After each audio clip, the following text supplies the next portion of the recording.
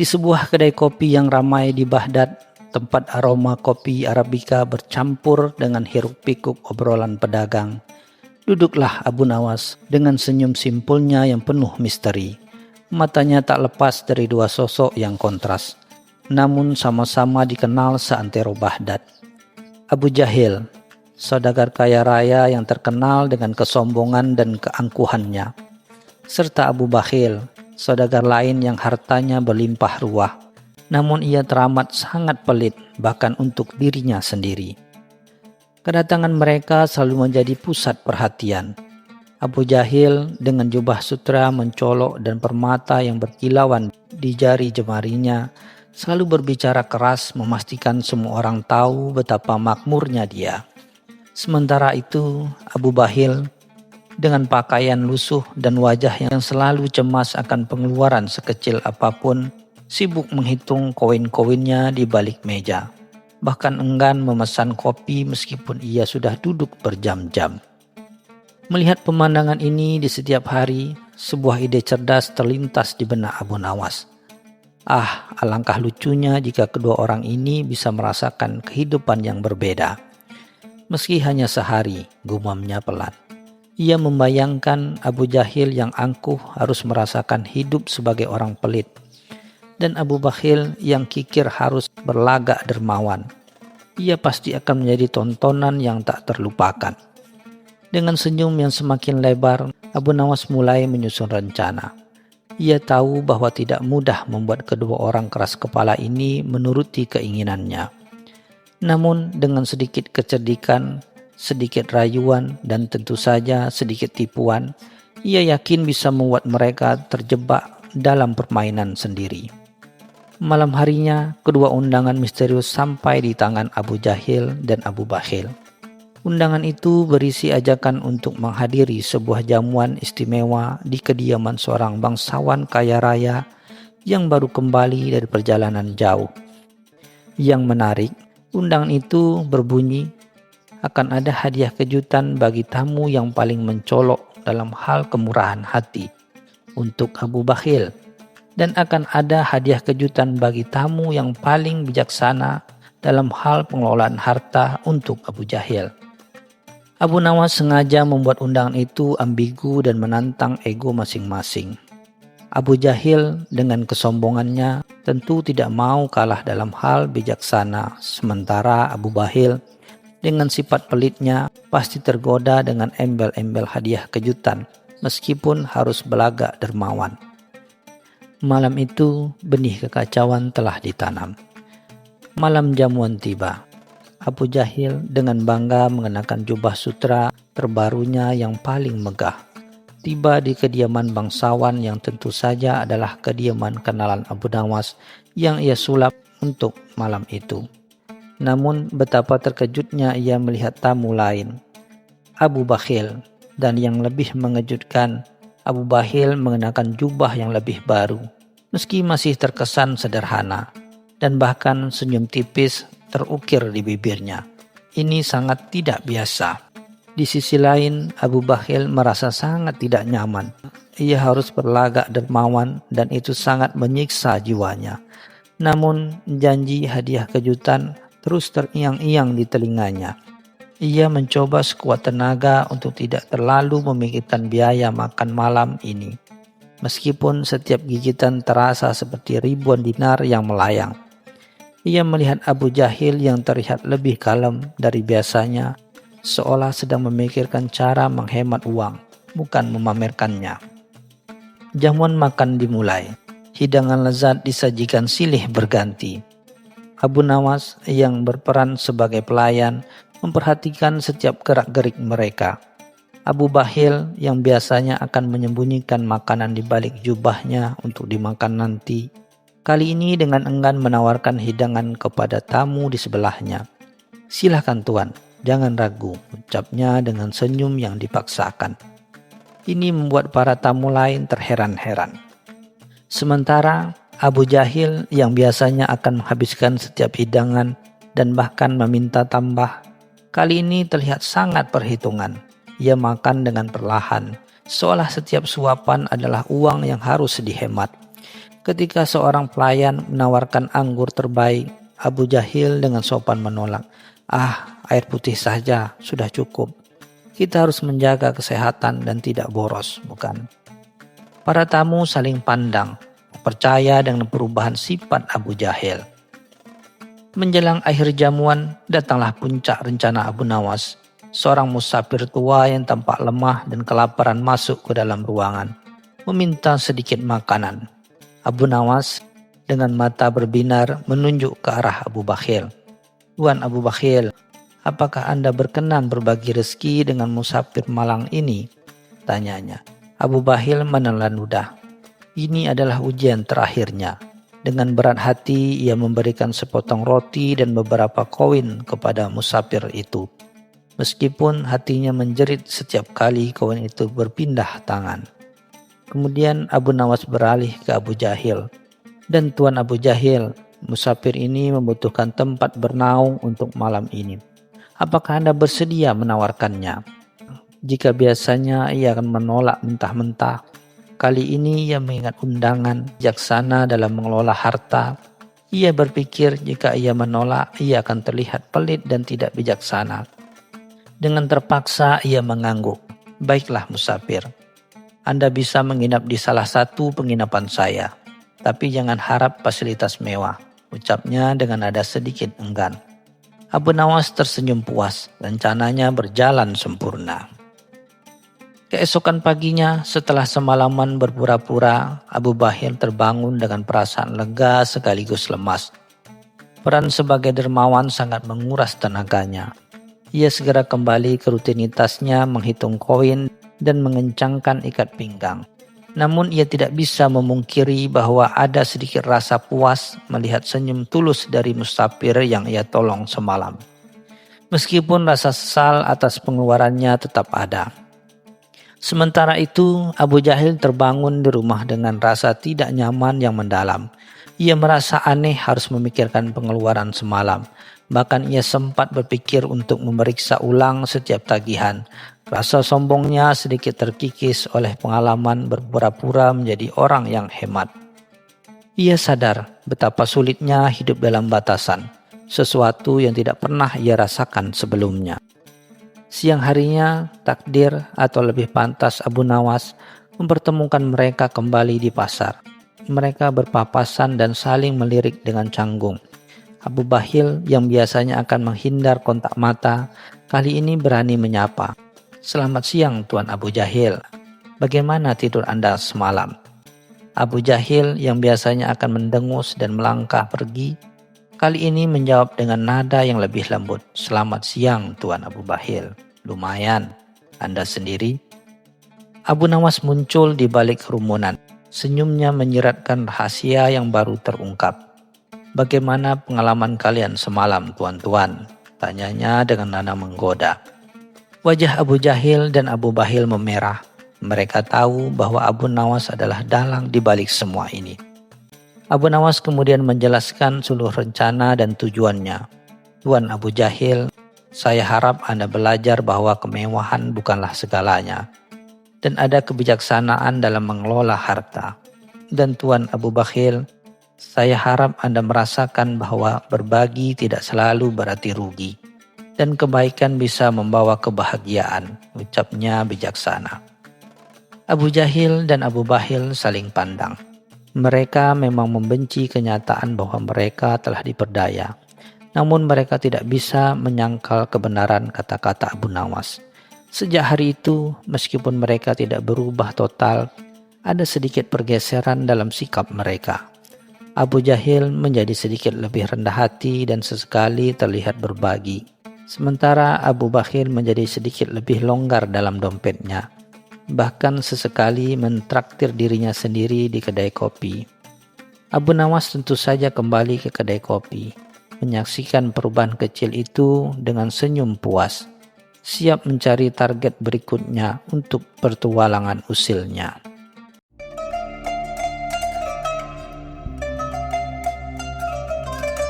Cerita selanjutnya.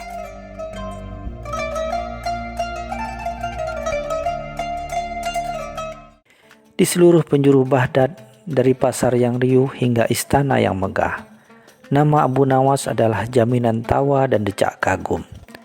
Dia bukan lagi orang asing. Sebaliknya, ia adalah sang pujangga istana yang paling dicari, pelawak yang paling digandrungi, dan penasehat tidak resmi yang selalu berhasil membuat Khalifah Harun ar-Rasyid tertawa lepas, bahkan dalam situasi paling pelik. Semua orang mengenalnya, semua orang mencintainya, dan setiap perkataannya adalah hiburan yang dinanti. Namun, di balik setiap lelucon dan syair jenakanya, ada sorot mata yang kadang memancarkan keseriusan tak biasa, bahkan sedikit melankolis. Beberapa orang mendekat, termasuk Wazir Agung Ja'far, kadang menangkap keganjilan itu. Abu Nawas selalu tampak terlalu bijaksana, terlalu tenang, terlalu tak terpengaruh oleh kemewahan atau ketenaran. Seolah ada sesuatu yang jauh lebih dalam dari dirinya yang dia sembunyikan. Khalifah Harun ar-Rasyid yang paling sering berinteraksi dengan Abu Nawas adalah orang pertama yang merasakan kejanggalan ini. Ia melihat bagaimana Abu Nawas dapat berbicara dengan fasih tentang filsafat Yunani dan strategi militer Persia. Topik-topik yang mustahil dikuasai oleh seorang yang hanya dikenal sebagai pujangga dari jalanan. Terlebih lagi, Abu Nawas memiliki keanggunan dan cara bicara yang terlalu halus untuk sekedar seorang seniman rakyat. Ja'far, ujar Khalifah suatu malam kepada wazirnya, apakah kau tidak merasa ada yang aneh dengan Abu Nawas? Kecerdasannya melampaui batas, dan ada semacam rahasia yang ia sembunyikan di balik setiap tawanya. Aku merasa ia bukan sekadar Abu Nawas yang kita kenal. Ja'far mengangguk setuju. Matanya menunjukkan rasa ingin tahu yang sama. Khalifah kemudian memutuskan untuk mencari tahu. Ia tidak ingin menginterogasi Abu Nawas secara langsung karena takut merusak hubungan baik mereka. Sebagai gantinya, Khalifah Harun ar-Rasyid memerintahkan Ja'far untuk mengatur pertemuan rahasia dengan Abu Nawas di perpustakaan istana, dengan dalil membahas proyek puisi baru. Kali ini Ja'far perintah Khalifah, aku ingin kau mengamatinya lebih dalam, pancing dia dengan topik-topik yang mungkin membangkitkan masa lalunya. Jangan menekan, tapi perhatikan setiap reaksi kecilnya. Aku yakin ada kisah besar yang ia sembunyikan. Ja'far mengangguk. Tugas ini terasa lebih seperti misi intelijen daripada urusan kesenian. Di perpustakaan yang remang, hanya diterangi lentera minyak, Ja'far dan Abu Nawas duduk berhadapan. Ja'far memulai percakapan tentang syair-syair lama, lalu secara halus menyerahkannya ke kisah-kisah tentang kepemimpinan yang adil, kesulitan dalam mengambil keputusan besar, dan beban mahkota. Abu Nawas mendengarkan dengan seksama, sesekali menyela dengan komentar cerdas dan membuat Ja'far semakin bingung. Betapa sulitnya menjadi seorang pemimpin besar, bukan, Abu Nawas? Pancing Ja'far mengamati ekspresi Abu Nawas. Terlalu banyak tekanan, terlalu banyak harapan, dan seringkali terlalu banyak bahaya. Abu Nawas tersenyum tipis, sebuah senyum yang tidak sampai ke matanya. Setiap takdir memiliki bebannya sendiri yang mulia wazir. Baik khalifah maupun rakyat jelata sama-sama memikulnya. Yang membedakan hanya cara kita memikulnya. Ja'far merasa ia belum cukup dekat. Ia kemudian mengajukan sebuah teka-teki. Bukan teka-teki jenaka seperti yang biasa Abu Nawas jawab, melainkan sebuah teka-teki yang mengandung simbiosis tinggi tentang kebijaksanaan sejati, kekuasaan yang tak terlihat, dan otoritas tanpa mahkota. Apa yang memiliki kekuatan untuk memindahkan gunung, mengeringkan lautan, dan membangun kota, namun tidak memiliki tangan, kaki, ataupun tahta, tanya Ja'far. Abu Nawas terdiam cukup lama, tidak seperti biasa. Ia tidak langsung menjawab dengan kelakar. Kerutan muncul di dahinya, seolah teka-teki itu menyentuh sesuatu yang sangat pribadi. Ja'far melihatnya.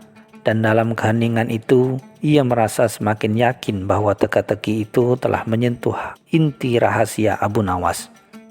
Akhirnya Abu Nawas mengangkat kepalanya. "Yang mulia wazir," katanya pelan, "jawabannya adalah kebijaksanaan.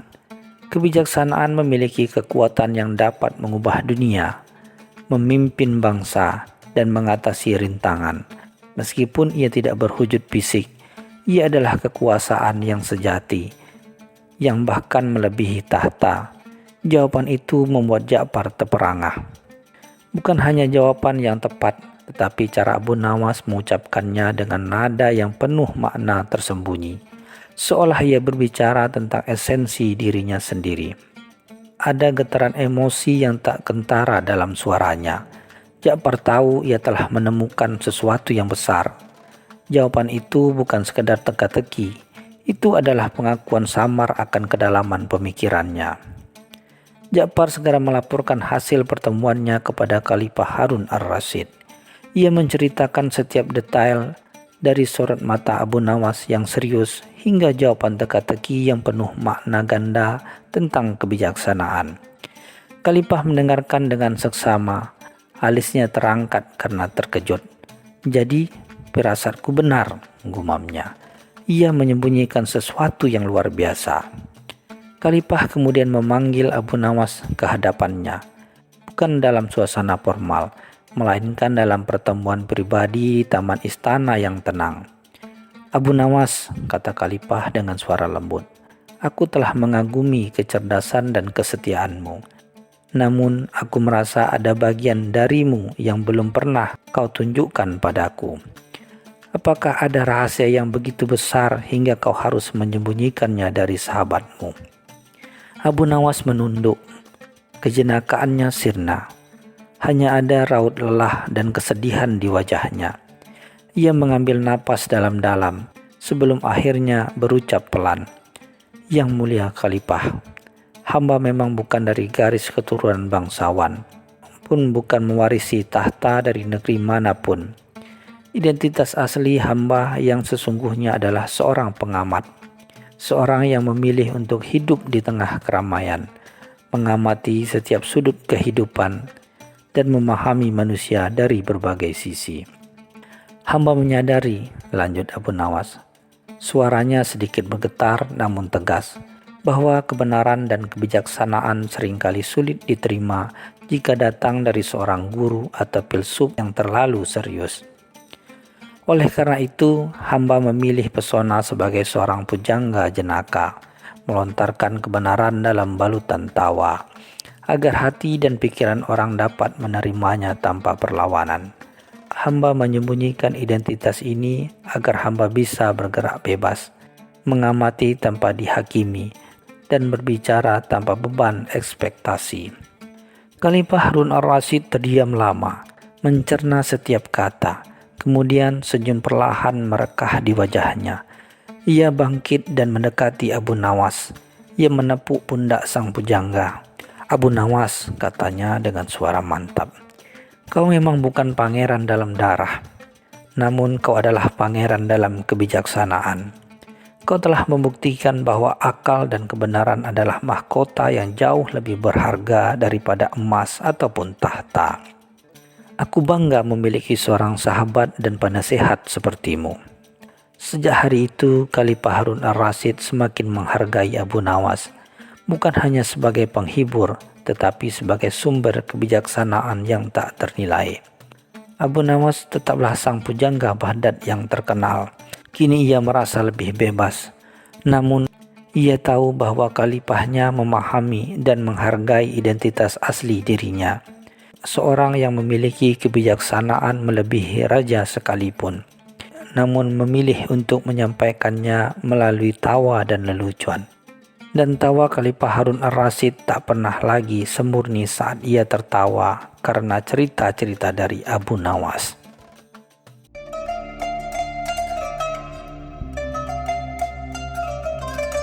Cerita selanjutnya.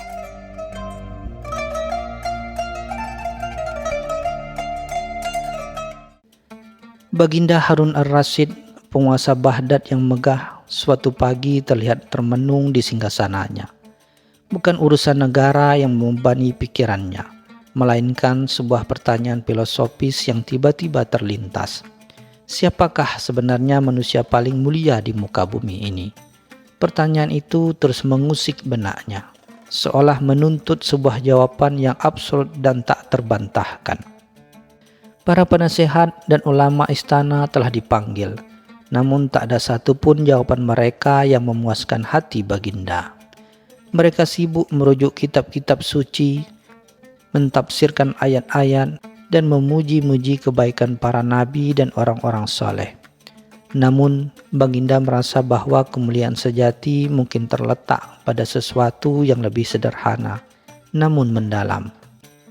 Melihat Baginda yang terus gelisah, Sang Wazir Agung akhirnya mengusulkan satu nama yang mungkin bisa memberikan pencerahan, Abu Nawas.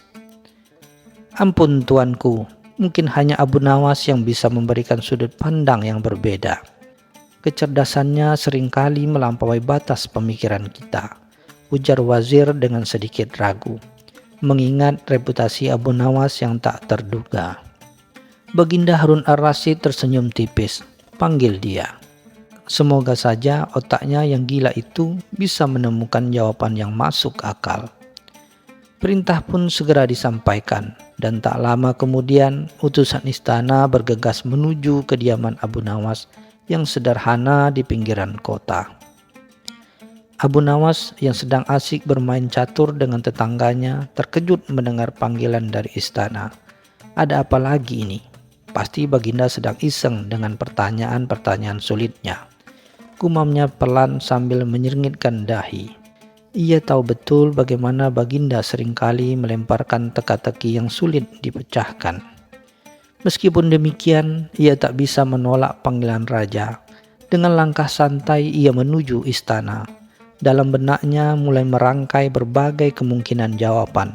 Kali ini ia bertekad untuk memberikan jawaban yang tak hanya cerdas, namun juga mampu membuat Baginda terdiam dan merenung. Setibanya di hadapan Baginda, Abu Nawas membungkuk hormat. Ampun tuanku, hamba datang menghadap. Baginda memandang Abu Nawas dengan tatapan menjelidik. Abu Nawas, aku punya pertanyaan penting. Siapa manusia paling mulia di dunia ini? Tanya Baginda langsung tanpa basa-basi. Abu Nawas terdiam sejenak, pura-pura berpikir keras. Ia melirik para ulama dan penasehat yang duduk mengelilingi Baginda. Sebagian dari mereka tampak tersenyum meremehkan, seolah menunggu Abu Nawas terjebak dalam kesulitan sendiri. Namun Abu Nawas tak gentar. Ampun tuanku, jawab Abu Nawas setelah beberapa saat. Pertanyaan Baginda sungguh mendalam dan membutuhkan perenungan yang matang. Bolehkah hamba meminta waktu 1 malam untuk memikirkannya? Permintaan Abu Nawas ini sontak membuat sebagian hadirin saling berbisik, mengira ia hanya mencoba mengulur waktu. Baginda Harun ar-Rasyid mengangguk. Baiklah Abu Nawas, kau kuberi waktu 1 malam. Namun, jika besok kau tidak membawa jawaban yang memuaskan, kau tahu sendiri konsekuensinya, ucap Baginda dengan nada sedikit mengancam. Namun di sudut bibirnya tersungging senyum tipis. Malam itu, Abu Nawas tidak pulang ke rumahnya. Ia justru menghabiskan malam berkeliling di pasar Baghdad yang ramai, mengamati setiap orang yang lalu lalang. Ia berbicara dengan para pedagang, pengemis, tukang roti, bahkan para penjahat kecil yang bersembunyi di balik kegelapan. Ia mencari sesuatu, sebuah petunjuk yang bisa membantunya merumuskan jawaban. Banyak yang mengira Abu Nawas gila. Bagaimana mungkin ia mencuri jawaban atas pertanyaan filosofis di tengah keramaian pasar? Namun Abu Nawas yakin, jawaban atas kemuliaan manusia tak selalu ditemukan dalam kitab-kitab tebal, melainkan dalam kehidupan sehari-hari yang sederhana dan apa adanya. Keesokan paginya, Abu Nawas kembali menghadap Baginda dengan wajah yang cerah. Para hadirin telah berkumpul, menanti-nanti jawaban apa yang akan keluar dari mulut Abu Nawas yang terkenal menyeleneh itu. Baginda Harun ar-Rasyid duduk tegak, Tatapannya penuh harap sekaligus keraguan. "Bagaimana Abu Nawas? Sudahkah kau temukan jawabannya?" tanya Baginda tak sabar. Abu Nawas senyum tipis, seolah menyimpan sebuah rahasia besar yang siap diungkapkan. "Ampun tuanku," kata Abu Nawas sambil menunjuk ke arah jendela istana yang terbuka lebar, memperlihatkan pemandangan kota Baghdad di pagi hari. "Menurut hamba, manusia paling mulia adalah dia yang masih bernapas, sehat, dan memiliki kesempatan untuk berbuat baik setiap harinya." Seketika istana hening. Para ulama dan penasehat saling berpandangan. Tak menyangka jawaban Abu Nawas sesederhana itu, namun sekaligus sangat mendalam. Tidak ada pujian untuk raja, tidak ada kutipan ayat, hanya sebuah observasi tentang kehidupan itu sendiri. Baginda Harun ar-Rasyid menatap Abu Nawas lekat-lekat. Kemudian perlahan sebuah senyuman merekah di wajahnya. "Jelaskan maksudmu Abu Nawas," ujarnya tertarik dengan jawaban yang tak pernah terlintas di benaknya itu. "Tuanku," jawab Abu Nawas, "selama seseorang masih hidup, ia memiliki kesempatan untuk bertobat dari dosa-dosanya, untuk menolong sesama, untuk menyebarkan kebaikan, dan untuk mendekatkan diri kepada Sang Pencipta. Setiap hembusan napas adalah anugerah, sebuah kesempatan untuk memperbaiki diri dan menjadi lebih mulia. Orang yang telah meninggal, tak peduli seberapa mulia ia di masa hidup, tak lagi memiliki kesempatan itu. Maka orang yang masih hidup dan sehat memiliki potensi kemuliaan yang tak terbatas setiap harinya." Baginda Harun ar-Rasyid mengangguk-angguk setuju. Ia akhirnya menemukan jawaban yang ia cari, bukan dari kitab-kitab atau pujian, melainkan dari sebuah pemikiran yang sederhana namun penuh hikmah. Sejak saat itu, Baginda semakin menghargai setiap momen dalam hidupnya, dan Abu Nawas sekali lagi membuktikan kecerdasannya yang tak terduga.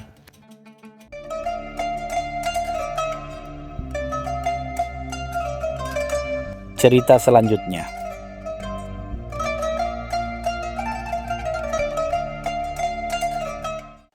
Pada suatu pagi yang terik di Baghdad, suasana istana Khalifah Harun ar-Rasyid mendadak tegang.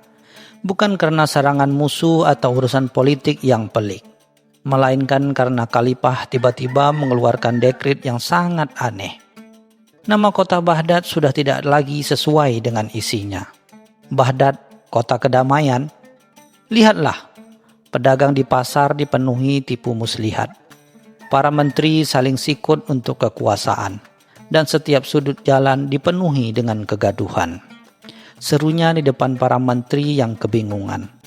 Khalifah merasa nama yang agung itu kini hanya menjadi ejekan terhadap kenyataan yang ada. Sejak hari itu, ia mulai mempertimbangkan nama-nama baru.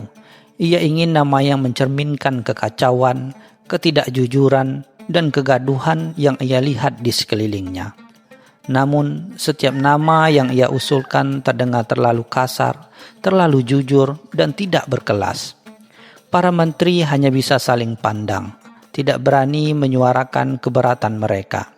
Mereka tahu, ketika Khalifah sedang dalam kondisi seperti ini, hanya ada satu orang yang bisa membantunya, Abu Nawas, penyair cerdas terkenal dengan akal bulus dan humornya. Khalifah Harun ar-Rasyid yang sudah kehabisan akal akhirnya memanggil Abu Nawas. Dengan nada serius, Khalifah menjelaskan kegelisahannya. "Abu Nawas," katanya, "aku ingin kau mencari nama baru untuk kota ini. Nama yang jujur, yang mencerminkan keadaan kita saat ini. Kalau kau gagal, kau akan kupenjara." Abu Nawas terkejut. Namun ia tahu menolak perintah Khalifah sama saja bunuh diri. Dengan wajah yang dibuat-buat serius, ia berkata, "Hamba akan berusaha, Paduka yang mulia. Tetapi hamba butuh waktu kebebasan untuk mengamati." Khalifah pun memberikan waktu 3 hari. Abu Nawas melangkah keluar dari istana dengan senyum tipis di bibirnya. Ia menyadari ini adalah sebuah jebakan. Namun ia juga melihat kesempatan untuk memberikan pelajaran berharga kepada Khalifah.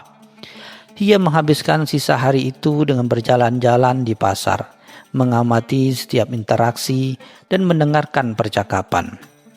Ia mendengar pedagang yang melebih-lebihkan kualitas barang dagangannya, melihat kedua orang saudara saling beradu argumen tentang harga unta, dan bahkan menyaksikan seorang pejabat istana berusaha menyuap penjaga untuk mendapatkan jalan pintas.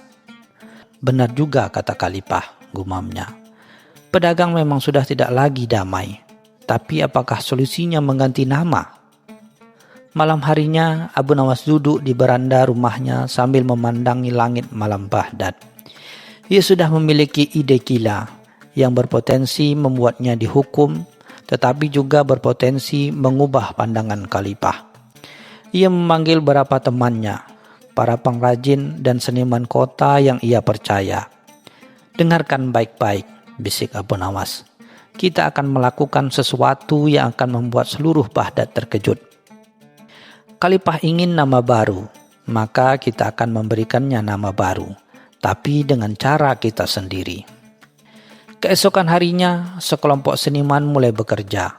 Mereka membuat spanduk-spanduk besar yang dihiasi kaligrafi indah, tetapi dengan isi yang aneh. Mereka juga mulai menyebarkan rumor tentang perubahan nama kota yang akan segera diumumkan. Warga Baghdad bingung, bertanya-tanya, dan berbisik-bisik. Ada yang khawatir, ada yang penasaran, dan ada pula yang menganggap itu hanya lelucon Abu Nawas.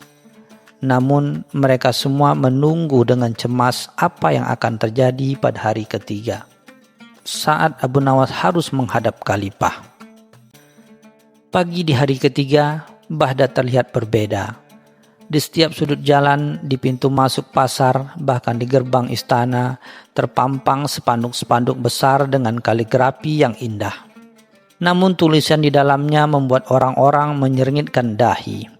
Spanduk di pasar bertuliskan, "Selamat datang di kota para penipu." Sementara yang di depan istana bertuliskan, "Selamat datang di kota para penjilat." Di setiap spanduk, nama Baghdad dicoret dengan garis merah tebal. Warga Baghdad gempar. Mereka saling bertanya-tanya, siapa yang berani melakukan ini? Para penjaga berusaha mencopot spanduk-spanduk tersebut, tetapi jumlahnya terlalu banyak.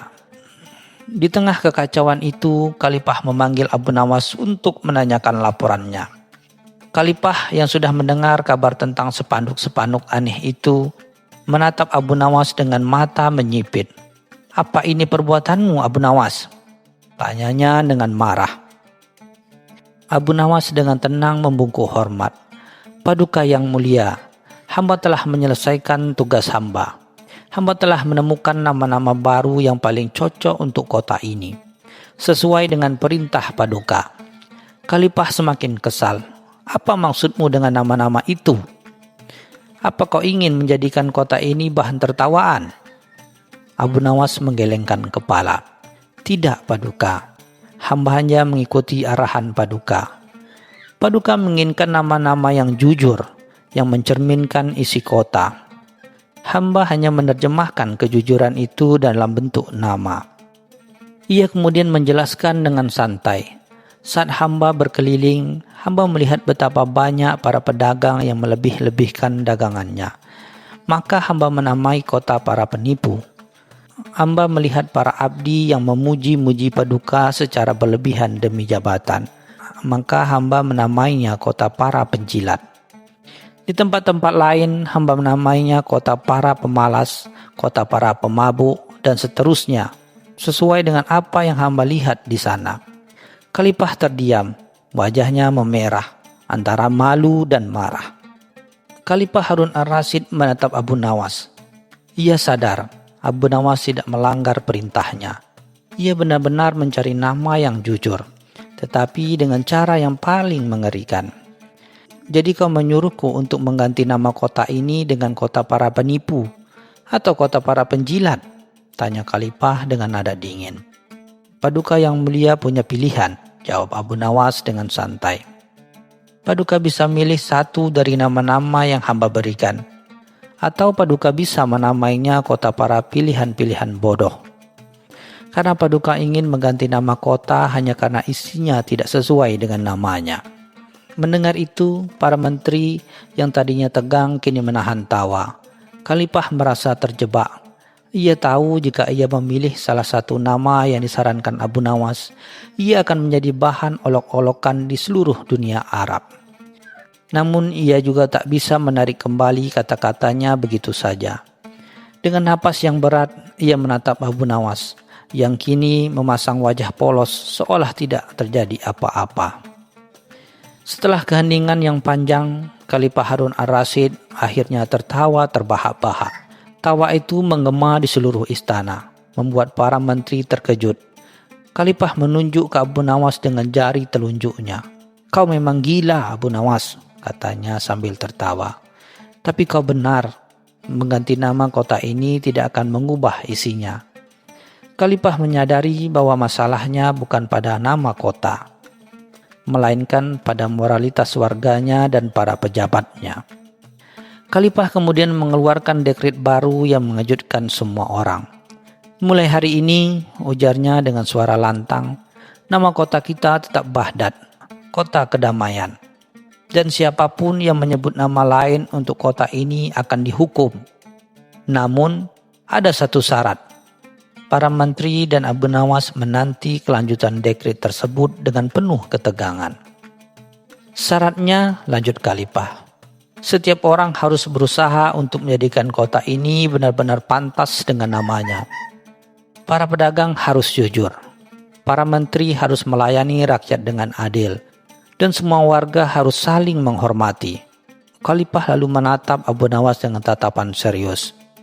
"Abu Nawas, kau telah membuka mataku. Nama adalah harapan, bukan deskripsi. Jika kita mengganti nama setiap kali harapan itu pudar, kita tidak akan pernah maju." Ia kemudian mengumumkan bahwa ia akan memberikan hadiah besar kepada Abu Nawas karena telah membantunya melihat hal ini. Namun Abu Nawas menolak hadiah tersebut. Ia hanya meminta satu hal. "Yang mulia," katanya, "hamba tidak butuh hadiah. Hamba hanya ingin satu hal. Izinkan hamba menjadi pengawas yang memastikan bahwa setiap orang memenuhi janji mereka untuk menjadikan Baghdad kota yang damai." Khalifah terkejut, namun akhirnya setuju dengan permintaan Abu Nawas. Ia tahu, dengan Abu Nawas yang cerdas dan jenaka, tidak akan ada satupun pejabat yang berani main-main. Sejak hari itu, Abu Nawas tidak lagi menjadi pelawak istana, tetapi menjadi pengawas kedamaian yang berkeliling kota. Ia akan berdiri di pasar, mengamati transaksi, dan jika ia melihat kecurangan, ia akan membacakan puisi lucu dan membuat pedagang itu malu. Ia juga sering mengunjungi istana, duduk di pertemuan para menteri, dan jika ada yang berbohong, ia akan membuat lelucon yang membuat semua orang tertawa, kecuali menteri yang bersangkutan. Berkat Abu Nawas, perlahan-lahan Baghdad mulai berubah. Para pedagang mulai jujur karena takut dipermalukan oleh puisi Abu Nawas. Para menteri mulai bekerja dengan adil karena tidak ingin menjadi bahan lelucon di istana. Akhirnya nama Baghdad, kota kedamaian, tidak lagi menjadi ejekan, melainkan menjadi cermin dari hati dan tindakan para warganya. Dan semua ini berkat seorang penyair cerdas berhasil membuktikan bahwa nama bukan hanya sekedar kata, melainkan sebuah janji yang harus dijaga.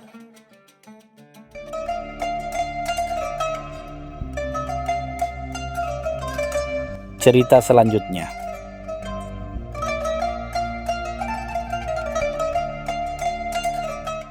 Di tengah hiruk-pikuk kota Baghdad yang selalu ramai, hiduplah seorang pedagang kaya bernama Abu Jahil.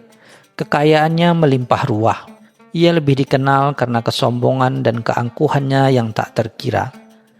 Setiap kali berpapasan dengan orang miskin atau berilmu rendah, Abu Jahil akan membuang muka, seolah-olah mereka adalah debu yang tak pantas dipandang.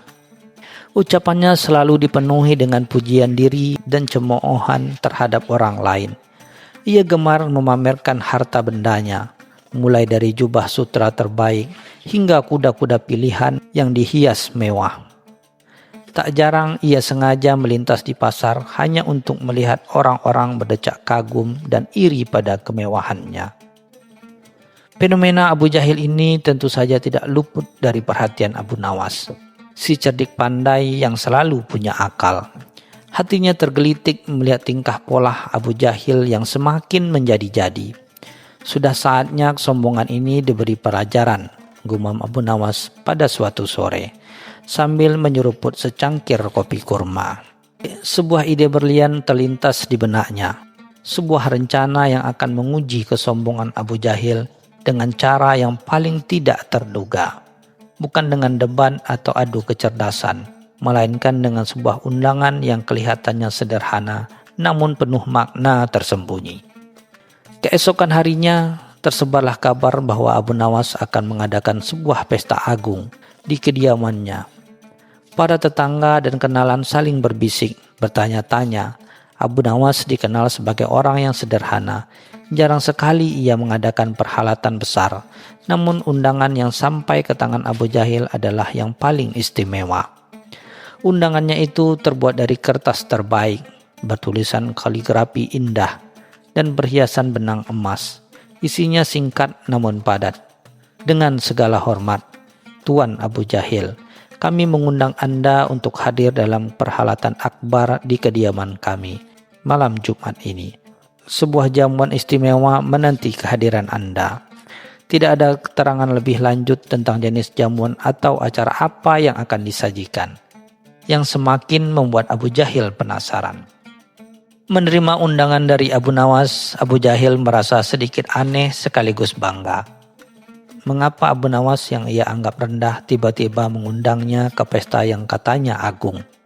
Apakah itu semacam pengakuan akan statusnya?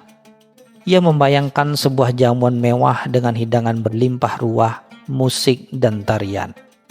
Untuk acara sepenting itu, Abu Jahil memutuskan untuk tampil semaksimal mungkin. Ia mengenakan jubah sutra Persia termahalnya, menyemprotkan wewangian oud terbaik, dan memoles perhiasan emas hingga berkilau. Di dalam benaknya, ia sudah membayangkan pujian dan kekaguman dari para tamu lain yang akan melihat kemegahannya. Malam Jumat tiba. Dengan langkah gagah, Abu Jahil tiba di kediaman Abu Nawas. Dari luar rumah, Abu Nawas tampak bersahaja seperti biasa. Tidak ada tanda-tanda kemewahan yang ia bayangkan. Namun di dalam, ia disambut dengan penerangan yang remang-remang, memberikan kesan misterius namun tetap hangat. Para tamu sudah berkumpul. Kebanyakan adalah para cendekiawan dan orang-orang soleh yang sering berdiskusi dengan Abu Nawas. Tidak ada hidangan yang terhidang di meja, apalagi panggung hiburan. Hanya ada tikar-tikar bersih yang terhampar dan cangkir-cangkir kosong di hadapan setiap tamu. Abu Jahil mulai merasa aneh, namun ia tetap mencoba bersikap tenang. Abu Nawas menyambut Abu Jahil dengan senyum ramah. "Selamat datang Tuan Abu Jahil. Kami sungguh bahagia atas kehadiran Anda di perhelatan sederhana kami," katanya sambil mempersilakan Abu Jahil duduk di tempat terbaik. Abu Jahil menyeringgitkan dahi.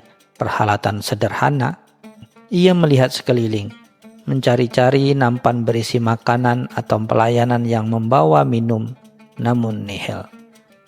Setelah semua tamu duduk dengan tenang, Abu Nawas mulai berbicara. "Saudara-saudaraku sekalian, malam ini kita akan menikmati jamuan yang paling mulia, jamuan akal dan hati. Kita akan berbagi kisah, bertukar pikiran, dan merenungkan hikmah kehidupan." Para tamu lain tampak mengangguk setuju, menikmati setiap kata yang keluar dari lisan Abu Nawas. Abu Jahil di sisi lain mulai gelisah. Perutnya bergemuruh, namun yang ada hanyalah kata-kata. Jamuan kata-kata berlangsung selama beberapa waktu. Para cendekiawan saling beradu argumen dengan santun, berbagai syair dan anekdot lucu.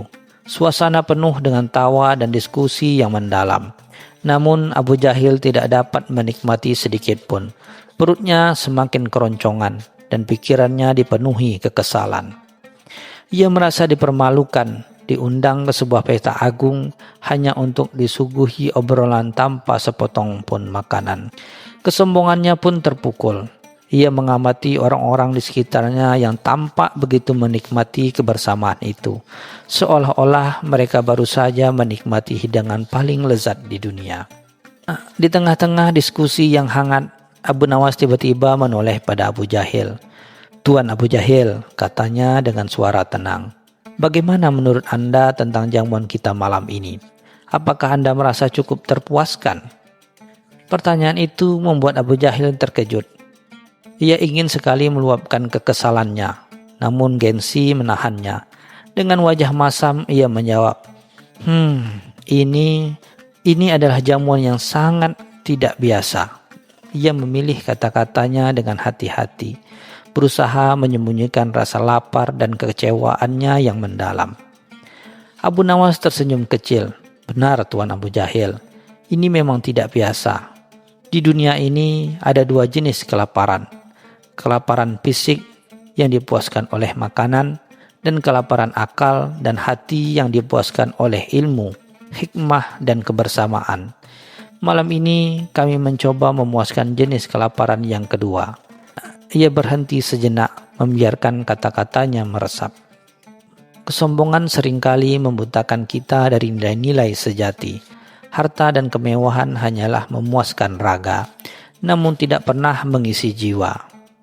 Undangan ini adalah ujian bagi Anda, Tuan Abu Jahil.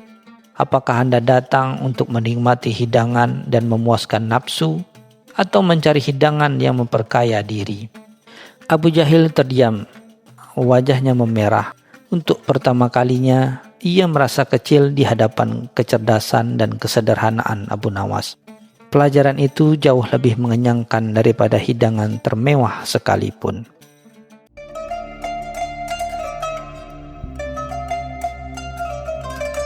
Cerita selanjutnya.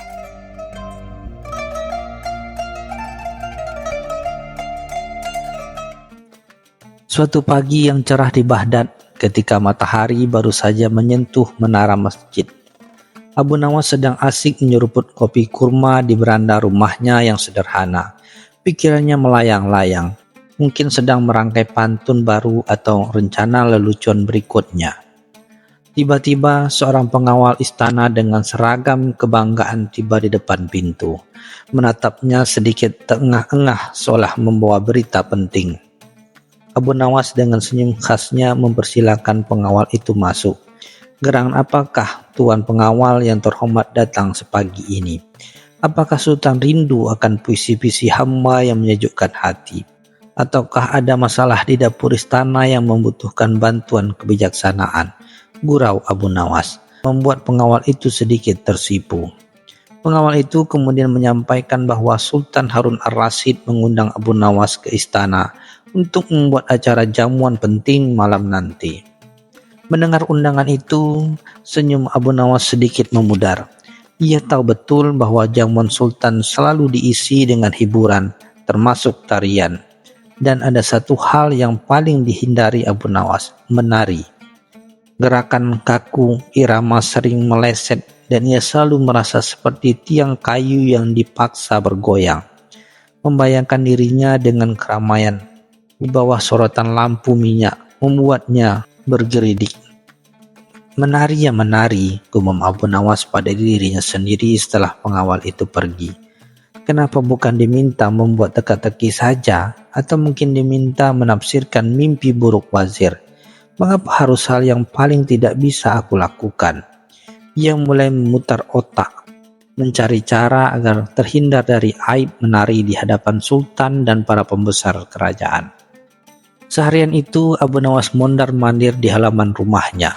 Ia mencoba beberapa gerakan tarian di depan cermin, namun hasilnya sungguh memprihatinkan. Kaki-kaki seolah memiliki pikiran sendiri. Tangan-tangan bergerak tak beraturan, dan ia hampir saja menabrak vas bunga kesayangannya. Ia menghela napas panjang, kepalanya pening. "Pasti ada cara," bisik Abu Nawas pada angin sore yang berhembus pelan. Tiba-tiba sebuah ide terlintas di benaknya. Sebuah ide yang begitu absurd, namun mungkin saja berhasil. Ide itu melibatkan pengamatan cermat terhadap lingkungan, sedikit akting, dan banyak keberanian. Dengan senyum nakal yang kembali menghiasi wajahnya, Abu Nawas merasa sedikit lebih lega. Malam tiba, dan istana Baghdad bersinar terang dengan ratusan lampu minyak. Aroma rempah-rempah dan masakan lezat menguar di segala penjuru, berpadu dengan alunan musik gambus yang merdu. Abu Nawas tiba di istana dengan pakaian terbaiknya, namun raut wajahnya menunjukkan sedikit kegugupan yang coba ia sembunyikan di balik senyuman ramahnya. Ia disambut oleh beberapa pembesar yang mengenalinya sebagai sosok yang cerdas dan penuh kejutan. Saat berjalan menuju ruang jamuan, mata Abu Nawas tidak henti-hentinya meneliti setiap sudut lantai, seolah sedang mencari sesuatu yang hilang. Berapa kali ia bahkan membungkuk, pura-pura mengikat sendalnya yang padahal sudah terikat rapi. Para pelayan dan tamu lain melihat tingkah anehnya, namun tak ada yang berani bertanya. Mereka sudah maklum dengan keanehan-keanehan Abu Nawas yang seringkali berakhir dengan lelucon cerdas. Setelah hidangan utama disajikan dengan disantap dengan lahap, Sultan Harun ar-Rasyid memberi isyarat agar hiburan dimulai. Para penari istana yang anggun dan gemulai mulai menunjukkan keahlian mereka, memukau para tamu dengan gerakan yang lincah dan harmonis. Sorak-sorai dan tepuk tangan riuh memenuhi ruangan. Kemudian Sultan menoleh ke arah Abu Nawas dengan senyum menggoda. "Abu Nawas, sahabatku, bukankah engkau juga ingin menunjukkan keahlian menarimu? Pasti akan sangat menarik melihat gerakan-gerakan yang penuh kejutan," kata Sultan, disambut tawa kecil dari para hadirin. Jantung Abu Nawas berdebar kencang. Ini adalah momen yang ia takutkan. Ia mengambil napas dalam-dalam, lalu berdiri dengan perlahan. Abu Nawas melangkah maju di tengah ruangan, di mana lantai marmer yang licin terhampar luas. Para pemusik mulai memainkan irama yang lebih cepat, namun Abu Nawas tetap berdiri kaku. Ia mencoba mengangkat satu kakinya, namun seolah-olah kakinya menempel kuat pada lantai. Gerakannya sangat canggung, tidak sinkron dengan musik. Beberapa tamu mulai berbisik-bisik, menahan tawa. Sultan Harun ar-Rasyid mengerutkan kening, sedikit bingung dengan penampilan Abu Nawas yang tidak biasa. "Ada apa, Abu Nawas? Mengapa gerakanmu begitu kaku? Apakah engkau sakit?" tanya Sultan, mencoba menahan senyum. Abu Nawas kemudian menoleh ke arah Sultan dengan raut wajah serius, seolah-olah ia baru saja menemukan sebuah kebenaran yang mengejutkan.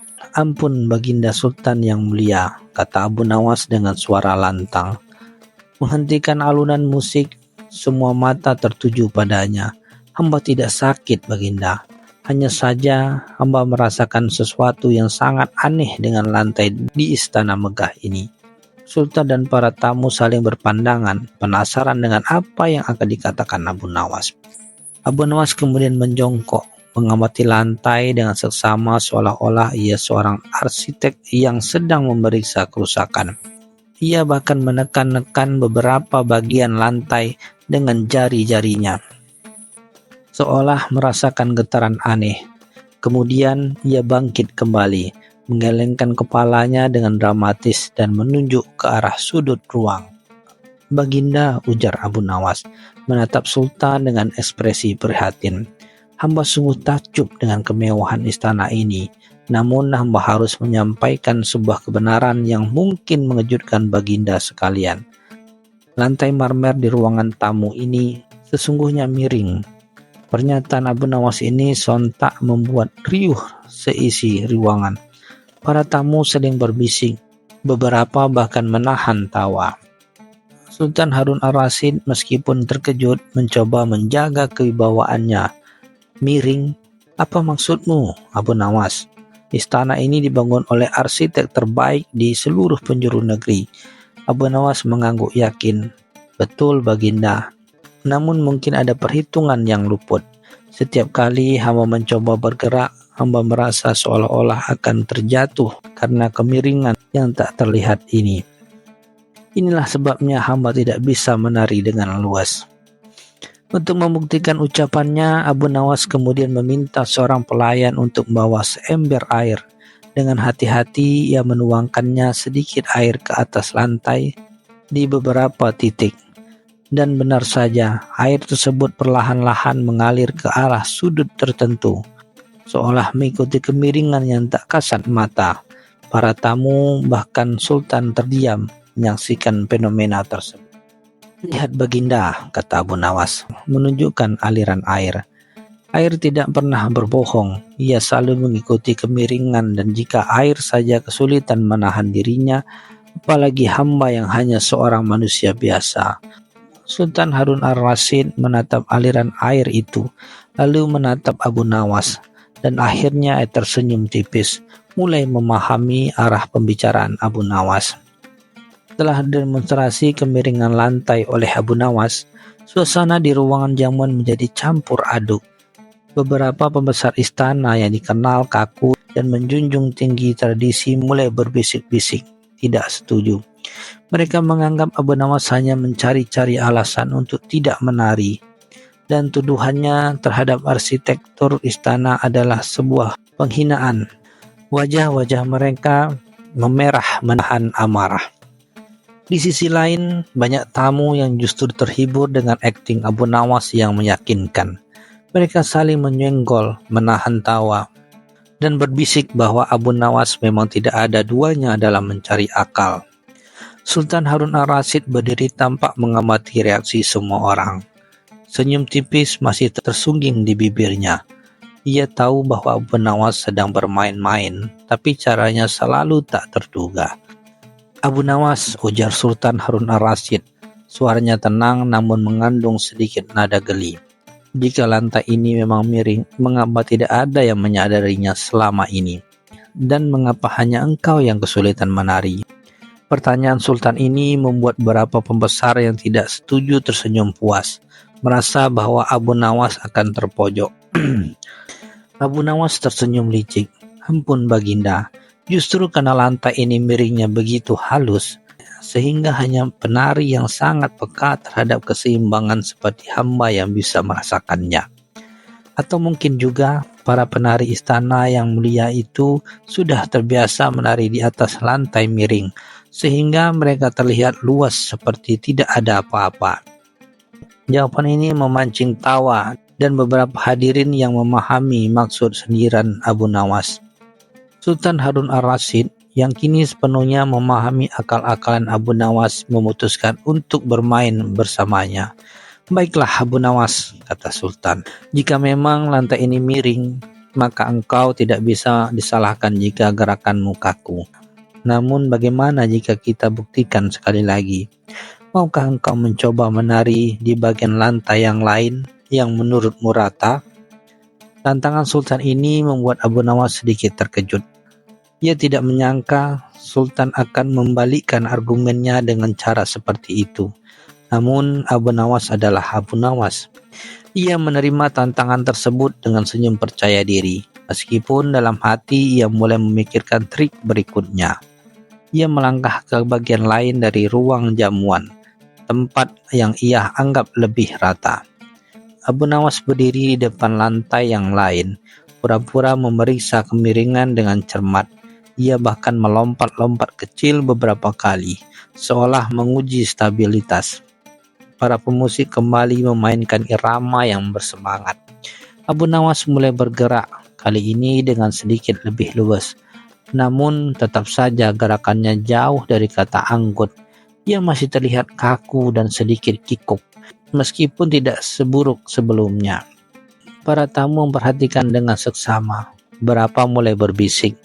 Tampaknya memang sedikit lebih baik, sementara yang lain masih menahan tawa. Sultan Harun ar-Rasyid mengamati dengan cermat. Senyum geli tak lepas dari wajahnya. Ia tahu bahwa Abu Nawas sedang berusaha keras untuk mempertahankan alasannya, meskipun hasilnya tidak selalu meyakinkan. Setelah beberapa saat, Abu Nawas berhenti menari. Sedikit terengah-engah, ia menatap Sultan dengan ekspresi kemenangan. "Baginda," katanya, "di bagian ini memang tidak miring. Di bagian sebelumnya Namun tetap saja, kemiringannya masih terasa bagi penari seperti hamba. Tetapi hamba sudah berusaha semaksimal mungkin untuk tidak mengecewakan Baginda. Sultan Harun al-Rasyid tidak bisa lagi menahan tawa. Ia tertawa terbahak-bahak, diikuti oleh sebagian besar tamu yang sudah tidak bisa menahan geli mereka. Abu Nawas, kata Sultan dari sela-sela tawanya. Engkau memang tidak ada duanya dalam mencari akal. Sungguh engkau berhasil membuatku terhibur dengan drama lantai miringmu ini. Sultan Harun al-Rasyid memerintahkan pelayan untuk memberikan sekantung keping emas kepada Abu Nawas sebagai hadiah atas kecerdikan dan hiburannya. Ambillah ini, Abu Nawas, ini adalah upah atas kemampuanmu yang luar biasa dalam memutar otak dan menghibur kami semua bahkan dengan alasan lantai miring sekalipun. Ucap Sultan sambil tersenyum.